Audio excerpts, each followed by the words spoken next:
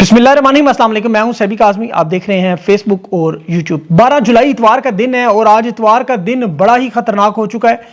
Iran का सबसे पहले तो बड़ा दुश्मन, जो इसराइल का सबसे बड़ा हामी, ट्रंप का खास किचन कैबिनेट सेनेटर आज हलाक हो गया। और दूसरी बड़ी खबर, जो कतर के बादशाह, इसके वालिद अबुल वालिद जिन्हें कहा जाता है, वो 74 साल की उम्र में आज इंतकाल कर गए। और ऐन उस वक्त ईरान के 15 धमाके और मिसाइल कतर में, जैसे ईरान में सुप्रीम लीडर की शहादत पर बमबारी हुई। अब कतर की बारी, और ईरान के आज अरबों पर 6 ममालिक पर बैक वक्त हमले, बहरीन, कुवैत, अरब अमारात, ओमान, कतर, और ये तीसरी लहर अमेरिका की 140 मजीद हमले ईरान पर।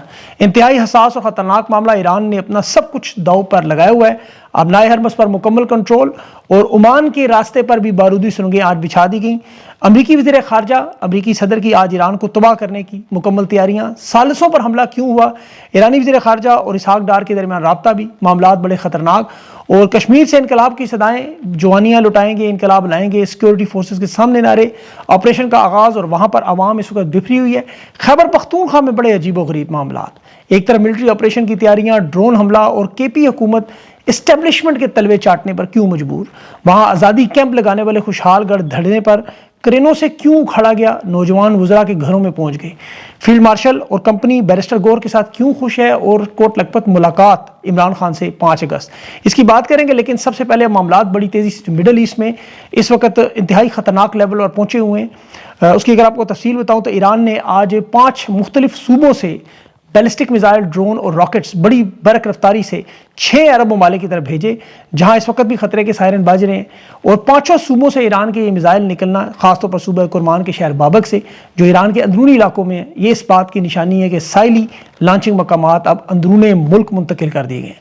वजह, जो रात और सुबह के वक्त अमरीकी सेंटकॉम की वीडियोज़ में अभी उनकी त्यारा बरदार बहरी जहाज़, लड़ाका त्यारे, वहाँ पर टॉमोहॉक मिसाइल, खासतौर पर बहरी जहाज़ जो सुपर हार्नेट से स्टेल्थ त्यारे उड़ते हुए नजर आ रहे थे, टॉमाहॉक और क्रूज मिसाइल मार रहे थे।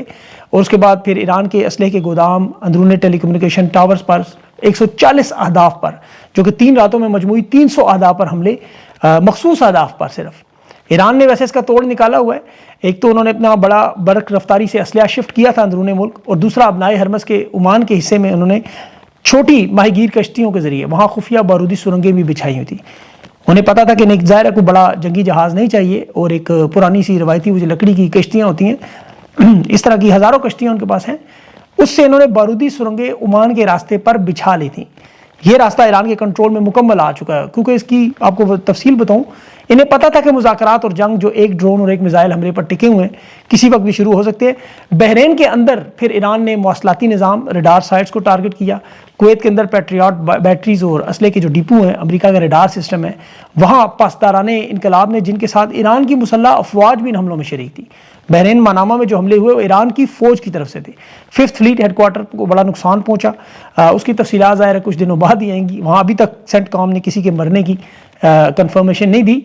लेकिन ये मामला रात 1 बजे तक जो ओमान में हो रहा था, अमेरिका और कतर मिन्नत तरला कर रहे थे कि अबनाए हरमस का ईरान कंट्रोल छोड़े, तमाम जहाज़ों को निकलने दे, इसे मुकम्मल तौर पर खोले और माफ़ी मांग ले। माफ़ी का बड़ा मामला है। ईरान ने इसे तस्लीम नहीं किया, साफ साफ इनकार किया। फिर अमेरिका ने टेस्ट केस के तौर पर 3 बजे साइप्रस के जहाज़ को गुजारने की कोशिश की, जिसका ऐलान ईरान ने मना किया। जहाज़ जो ही वो गैलेक्सी नामी जहाज़ गुजरा और ट्रांसपोर्टर सिग्नल बंद करके गुजरा, ओमान के रास्ते से निकलने की कोशिश की, ईरान ने एंटी शिप मिसाइल पर उससे हमला किया। अब इसमें हमले का एक शख्स, जो अब तक अबनाए हरमस के इस पूरे तनाज़े में पहला शख्स मारा गया, और ये इस बात का सबूत है कि ईरान अबनाए हरमस नहीं छोड़ेगा, किसी सूरत में नहीं छोड़ेगा। जंगी तैयारियां जो मैंने आपको कल और परसों तफसील से बताई थी, वो बिल्कुल दुरुस्त साबित हुई। ईरान पर हमले के लिए तमाम मुकम्मल थी। ईरान की भी तैयारियां उसी तरह मुकम्मल थी। ईरान के जो मोहम्मद बाकर गालिबाफ है स्पीकर, उन्होंने कहा कि ये यकतरफा ताकत का मामला हम नहीं मानेंगे। मुआहदे की अमेरिका ने खिलाफ वर्जी की हुई है, और ये वाज़े तौर पर पासदाराने इनकलाब के पास पूरा मामला जा चुका है। असल इंचार्ज वही हैं, मुश्तबा खamenei का कल का जो पैगाम मैंने आपको बताया था, उस पर मुकम्मल अमल दरामद हुआ। क्योंकि आप देखें कि अमेरिका की तैयारी किस हद तक थी कि जो ही हमला हुआ उसके सेकंड्स के अंदर रद्द अमल आया। फ़ज़ाई और ज़मीनी हालत में, तैयार हालत में बैठे हुए थे। ईरान ने यहाँ अगर हमला किया, यहाँ से जहाज़ रोका तो हमारी ये कार्रवाई होगी। तो ये फिर मुआहदा नहीं था, तैयारियाँ थी। तमाम अहदाफ भी मुंतखब हुए थे पहले, और ईरान ने तो अभी हमले नहीं किए हुए थे, तो अमेरिका ने 170 मकामात पर हमले कर दिए थे। सीज़ फायर ज़ाहिर है वो बज़ाहिर था मुआहदा बदनीयती से हुआ था, اور آپ دیکھیں کہ 1.5 مہینے کے بعد 9 مئی میں پہلی دفعہ ایران نے جو 4 ممالک پر بیک وقت حملے کیے، اردن، کویت، قطر اور عرب امارات، وہاں امریکی اڈوں میں 5th فلیٹ ہیڈ کوارٹر پر دوبارہ اس وقت بھی دھوئیں کے بادل ہیں۔ عرب امارات کی فضا میں سائرن تھے، میزائل تھے، ڈرون تھے۔ ایران نے ان کے دفاعی نظام ظاہر ہے جو اسرائیل سے انہوں نے آئرن ڈوم حاصل کیا ہے وہ انہوں نے استعمال کیا۔ اردن میں پرنس حسن بیس پر پہلی دفعہ حملہ ہوا۔ کویت کی سرزمین پر وہاں امریکہ کے ہمراز راکٹس مارے جانے والا، اس کی نشانی ہے کہ ایران کے خلاف یہ تیاریاں مکمل تھیں۔ اور امریکہ نے بہت سارے جو میزائل تھے وہ اس دفعہ سمندر سے بھی، زمین سے زمین مار کرنے والے میزائل بھی استعمال کیے ہیں، جو بشیر سے بندر عباس تک انہوں نے ساحلی اہداف پر مارے۔ کوشش ان کی ظاہر ہے امریکہ کی یہی تھی عرب ممالک سے اڈے حاصل کیے جائیں۔ انہیں اس حد تک ضرور کامیابی ہوئی کویت بحرین سے۔ کویت کی اسی لیے سرزمین سے جو امریکی ہمراز راکٹ سسٹم ہے وہ استعمال کیے جا رہے تھے کیونکہ یہ خلیج کے پار تک دور فاصلے کے میزائل ہیں۔ ایران نے اسی لیے پھر بیلسٹک میزائل ڈرون حملے کویت میں کیے، بحرین میں موافق سلطی ایئر بیس پر کیے جہاں امریکہ کے F-35 جہاز کھڑے ہیں، اور ایران کے دعوے ہیں کہ انہیں بڑی کامیابیاں حاصل ہوئی ہیں، لیکن یہ اب کچھ دنوں بعد ہی سامنے آئیں گی۔ عرب امارات میں کہاں کہاں نقصان ہوا اس کی ابھی تفصیلات نہیں آئیں۔ عرب امارات کا کہنا ہے انہوں نے میزائل روکے ہیں، ان کے پاس ظاہر آئرن ڈوم میں اسرائیل کا پہنچا ہے۔ امریکہ اس وقت اسے جنیوا معاہدے کے صورت میں پوری جنگ کی شکل بنانا چاہتا ہے تاکہ جو پوری ابنائے ہرمز کھلوائے عمان تک۔ اسی لیے بحری راہداری میں ایران نے بارودی سرنگیں بچھائی ہوئی ہیں، اور ابھی جو دیکھیں سیٹلائٹ کی تصویریں آ رہی ہیں، امریکی طیارہ بردار جہاز ابراہم لنکن اور جارج ڈبلیو بش وہ ایران سے صرف 250 کلومیٹر کے فاصلے پر ہے۔ یہ ان کی اب تک کی سب سے قریب ترین پوزیشن ہے، اور یہ زمینی فوج داخل کرنے کی، وہاں تعینات کرنے کی کوشش ہے، یا ٹرمپ کی طرف سے جو جنگ بندی کے اعلان کے دوران تیاریاں تھیں۔ اور یہ یاد رکھیں کہ یہ میزائلوں کے نشانے پر ہیں، ایک میزائل سے یہ جہاز تباہ ہو سکتے ہیں اور یہ بہت بڑا نقصان ہوگا۔ ایران نے اس وقت اپنا سب کچھ داؤ پر لگا دیا ہے، یہ واقعی آر پار والے معاملات ہیں۔ انہوں نے اس جنگی پلان کے تحت ان فیصلوں سے جو موزیک سسٹم کے تحت اپنے نظام کو ڈی سینٹرلائز کیا ہے، مقامی کمانڈروں کو دیا ہوا ہے، پاسداران انقلاب کے وہ کمانڈرز جنہیں صرف ایک ہی بات سمجھ آتی ہے، جنگ لڑنا، جنگ جیتنا یا شہید ہونا، اور اس کے علاوہ دوسری کوئی نظریہ یا بات نہیں سمجھتے۔ قربانیاں وہ اتنی دے چکے ہیں کہ وہ چاہتے ہیں صرف ایک واضح فتح سامنے آئے۔ اس کا اندازہ آپ اس بات سے کریں کہ ٹرمپ نے جو ابھی ممکنہ ہلاکت پر اعلان کیا تھا، اپنی ممکنہ ہلاکت پر، کہ 1 سال ایران پر بمباری کریں گے اگر اسے قتل کیا، 1000 میزائل ماریں گے، تو ایران میں تو ساری سپریم لیڈر سے لے کے قیادت شہید کی گئی ہے۔ کسی ملک کا تو آرمی چیف مار دے تو وہ بدلے کے لیے نہیں چھوڑتے، تو ایران یہ جنگ جیتے بغیر کیسے ختم کر سکتا ہے؟ یہ ان کی بقا کا مسئلہ ہے، اور 9 کروڑ کی آبادی کا مطالبہ بھی یہی ہے۔ ان حملوں میں بڑے خطرناک حملے قطر عرب امارات پر تھے، اور قطر میں یاد رکھیں کہ امیر قطر کے والد ابو الوالد کے نام سے جو مشہور ہے، 74 سالہ خلیفہ بھی ابھی انتقال کر گئے، اور وہاں 10 منٹ کے اندر جب قطر نے آل کلیئر کا اعلان کیا اسی وقت 15 دھماکے کیے گئے۔ قطر کی جو سفارتی کوششیں ہیں عمان میں منت ترلے کی اور خفیہ مالی امداد کی بھی، $6 ارب تک جنگ کے دوران بھی تیل اور گیس کی قیمتوں میں اضافے سے وہ ایران میں کوشش کرتے رہے، لیکن ایران کو اس بات کا اندازہ ہے کہ یہ سفارتی کوششیں صرف انہیں گھیرنے کے لیے ہیں، انہیں ختم کرنے کے لیے۔ امریکہ کی شرائط پر وہ معاہدہ جس میں ایران یہ جیتی ہوئی جنگ ظاہر سفارتکاری میں ہار سکتا ہے، کیونکہ معاملہ ابنائے ہرمز کا کتنا اہم ہے، امریکہ کے لیے کیوں اتنا اہم ہے، وہ میں آپ کو آگے چل کے بتاتا ہوں۔ یہ امریکہ ایران سے اگر نہ جیت سکا، جنگ تو نہیں جیت سکا، لیکن یہ سفارتکاری کے ذریعے جیتنا چاہتے ہیں، اور عرب ممالک اپنے اڈے دے کر اس میں شرکت کرتے رہے۔ قطر اور پاکستان مذاکرات کے ذریعے سہولت کاری کرتے رہے، جس پر ایران کے سپریم لیڈر نے کل کیا کہا وہ آپ نے سنا ہوگا۔ امریکہ اسرائیل کی مداخلت ظاہر ہے ختم نہیں ہو سکتی، اور بحری ٹریفک بھی ابنائے حرمز میں بحال نہیں ہو سکتی۔ یہاں تنازعہ جو فیس اور کنٹرول کا ہے، اور ابنائے حرمز کی دیکھیں اس کی جو قیمت اب کون چکائے گا سارے معاملے کی، وہ اب دیکھنا ہے۔ ایران جو ہے وہ سفارتی معاملات میں اپنے مطالبات کے علاوہ کوئی دوسرا راستہ نہیں تسلیم کر رہا۔ انہیں پتہ ہے عرب امارات، قطر، پاکستان، سعودی عرب یہ مذاکرات کے لیے دوبارہ پہنچ جائیں گے، اسی لیے انہوں نے سب کچھ اپنا داؤ پر لگایا ہوا ہے۔ اور قطر اور عرب امارات پر حملوں کی سب سے بڑی وجہ بھی یہی تھی۔ عرب امارات پر حملوں سے ابھی تک اجتناب کیا جا رہا تھا، کیونکہ یہ چاہتے تھے کہ سفارتی کوششیں کسی نہ کسی طرح چلتی رہے، اس معاہدے کو تسلیم ایران کروانا چاہتا ہے۔ تو جنگی تیاریاں تو میں نے آپ کو بتایا تھا وہ سیکنڈز میں حملہ ہونا تھا، اور وہی ہوا۔ اگر یہ معاہدے کی پاسداری ہوتی تو ایران پر 170 مقامات پر میزائل نہ مارے جاتے، لیکن ایران کے ان مقامات پر مارے گئے ہیں جو پہلے ہی غیر اہم ہیں، یا وہ تباہ ہو چکے ہیں، یا وہ چین کے بنے ہوئے ڈیکوئے سینٹرز ہیں۔ تو ایران چاہتا ہے کہ امریکہ وہاں اپنے مہنگے ترین میزائل داغتا رہے، اپنا اسلحہ خرچ کرتا رہے۔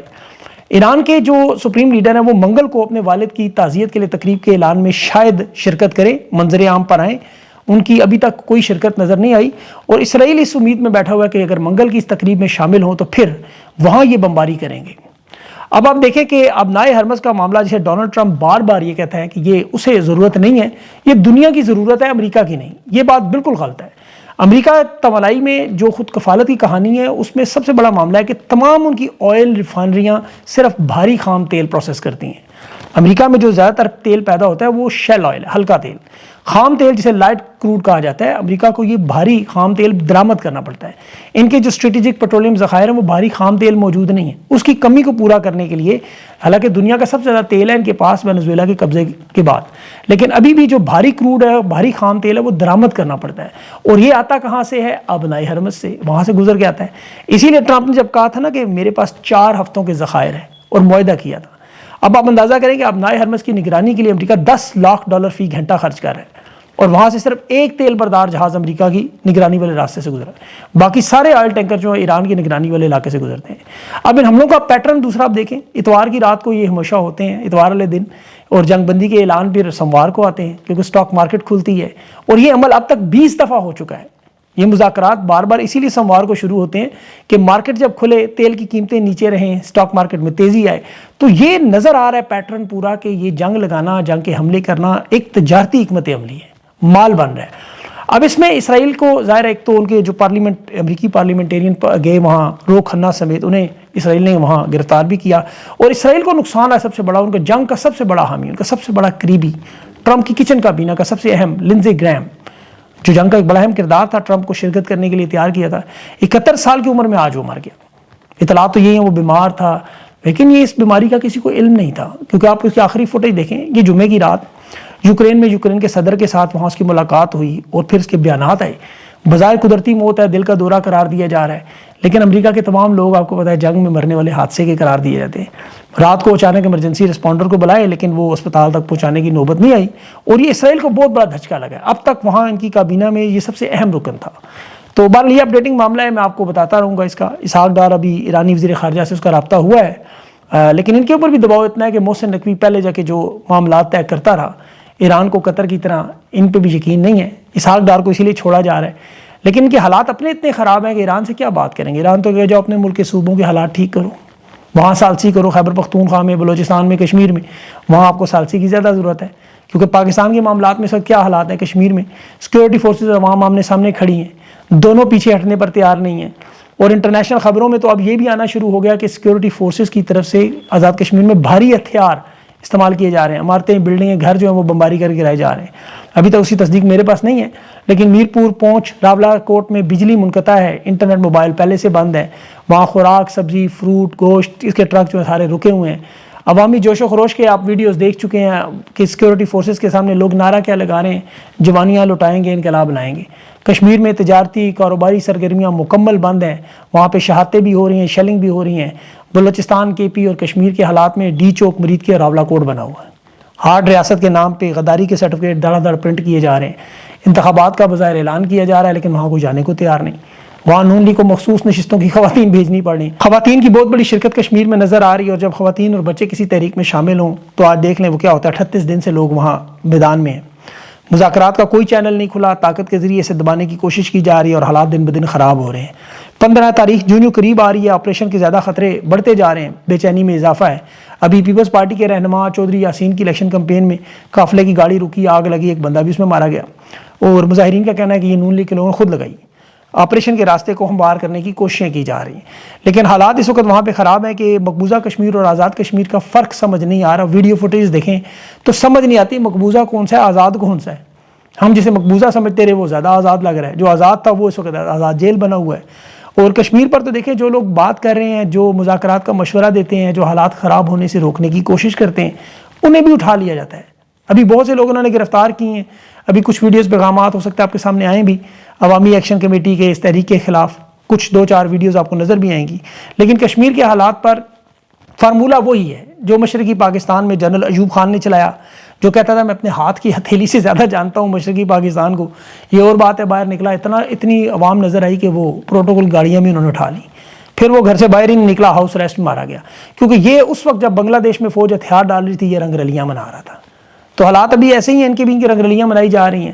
اور کشمیر کے بارے میں بھی یہی کہتے ہیں، جیسے بلوچستان کو ہم بڑی اچھی طرح جانتے ہیں، اور حالات دونوں طرف آپ کے سامنے ہیں۔ بلوچستان کا میں اگلے ویلاگ میں تفصیل سے ذکر کروں گا۔ تحریک انصاف کا ذکر کرنا ہے ان کی قیادت کی 2 نمبری کا۔ دیکھیں ٹانک میں بھی ڈرون حملہ ہوا رات کو وزیرستان میں، وہاں تحریک انصاف کے جنرل سیکرٹری نے بھی ٹویٹ کی کہ اس کے چچا 2 بھتیجے اور ایک استاد اس میں زخمی اور شہید ہوئے ہیں. اب تحریک انصاف کو اس پہ احتجاج کرنا چاہیے تھا, پرچہ کرانا چاہیے, چلے اسے بھی چھوڑیں, وہاں تو یہ آپریشن کی تیاریوں کی منظوری دے رہے ہیں. لیکن عمران خان کی رہائی, جس پہ ایک طرف تو یہ لوگ خاموش تھے, قیادت نکلنے کو تیار نہیں تھی, کوئی سیاسی اجتماع, جلوس, جلسے عمران خان کے بارے میں بیانات تک نہیں دیتے. بظاہر تو یہ حقیقت میں اس وقت اسٹیبلشمنٹ کے تلوے چاٹ رہے ہیں. بیرسٹر گور کی جو خبریں ہیں کہ فیلڈ مارشل کے ساتھ اتنے گہرے تعلقات ہیں, اتنی عزت اور محبت ہے, لیکن بیرسٹر گور کے پاس اختیارات نہیں ہیں. پتہ نہیں کون سے اختیارات انہیں چاہیے. ابھی کوٹ لکھپت میں ایک مذاکرات کی انہوں نے کوشش کی کہ یہاں ملاقاتیں کر کے کہ کوٹ لکھپت سے رہا کروا کے عمران خان سے ملاقات کرائیں 5 اگست سے پہلے, اور اس میں کیا بیانیہ کہ عمران خان اپنی غلطی تسلیم کریں, یعنی وہی معافی کی خواہش جو ابھی میں نے آپ کو ٹرمپ کی ایران کے بارے میں بتائی. شاہ محمود قریشی سے کہا جا رہا ہے کہ یہ عمران خان سے ملیں, عمران خان کو راضی کریں, کسی طرح ملک سے نکلنے کے لیے تیار کریں, یا عمران خان معافی مانگ لے عوام میں. اب شاہ محمود قریشی کو پتہ ہے کہ یہ تو علی مین گنڈا پور والا سلوک ہونا ہے, وہ سمجھدار آدمی, وہ ان کی باتوں میں نہیں آتے, اسی لیے وہ کہتے ہیں میں قید ہی بہتر ٹھیک ہوں. خان کی رہائی پر تحریک انصاف تحریک چلانے پہ تیار نہیں ہے. ان کی جو قیادت ہے وہ مان چکی ہے کہ ہمیں مفاہمت کرنی ہے. اور مفاہمت کس طرح, مطلب کہ ہمیں یہاں مکمل لیٹنا ہے کہ ہمارے عہدے چلتے رہے, ہمارے بلو پاسپورٹ, ہماری امارات چلتی رہے. اور یہ دیکھیں ان کی حالت اس لیول پر ہے کہ خوشحال گڑھ میں دھرنا دیے ہوئے چند لوگ بیٹھے ہوئے ہیں. ہجرت اللہ نامی نوجوان ہے, اس کے سینیٹر خرم ذیشان ہے, اس کی ٹیم ہے, یہ لوگ کیمپ لگا کر وہاں بیٹھے ہوئے ہیں. خیبر پختونخوا میں یہ رہائی کا دھرنا ہے, اسے اکھاڑنے کے لیے کے پی پولیس کو استعمال کیا جا رہا ہے. آپ اندازہ کریں وہ نوجوان پھر اسد کیسر کے گھر پہنچ گئے کہ یہاں بیٹھے ہوئے ہیں پرامن انداز میں, ہم نے کیا کیا ہے, ہم عمران خان کی رہائی کے لیے یہاں صرف احتجاج کر رہے ہیں. ان کوششوں کو ختم کروانا کے پی حکومت کی طرف سے, پہلے بھی بہت سے لوگوں کی گرفتاری کی خبریں آتی رہیں عمران خان کی رہائی کے لیے کہ خیبر پختونخوا سے وہاں لوگوں کو اٹھنے نہ دیا جائے. پہلے بھی بہت سے قیادت گرفتار ہوئے, اور یہی وجہ شاید مراد سعید بھی منظر عام پر نہیں آتا, اسے پتہ ہے کون لوگ ہیں.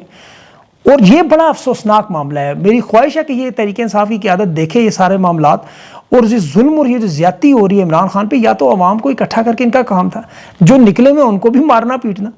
آپ تو نون لیگ اور پیپلز پارٹی سے بھی 4 ہاتھ آگے نکل گئے, لیکن یہ کتنا انجوائے کرے. اب ان کی مقصد صرف یہی ہے کہ عمران خان کی کسی طرح کوئی ملاقات نہ ہو, کوئی پیغام نہ. لیکن یہ کب تک روکیں گے؟ جس دن یہ پیغام آنا ہے, سب سے پہلے تو یہ نون لیگ اور پیپلز پارٹی کے ساتھ جو ہوگا, یہ سارے لوگ سب سے پہلے ہٹیں گے. تو اب اسی لیے زیادہ خطرہ بن گیا کہ یہ لوگ نہیں چاہتے کہ عمران خان رہا ہو. بہرحال اس پہ اور بھی مزید چیزیں ہیں, لیکن ویڈیو لمبی ہو رہی ہے, انشاءاللہ اگلے ویلاگ میں اس پہ بات کروں. اپنا خیال رکھیں, مجھے اجازت دیں, اللہ حافظ.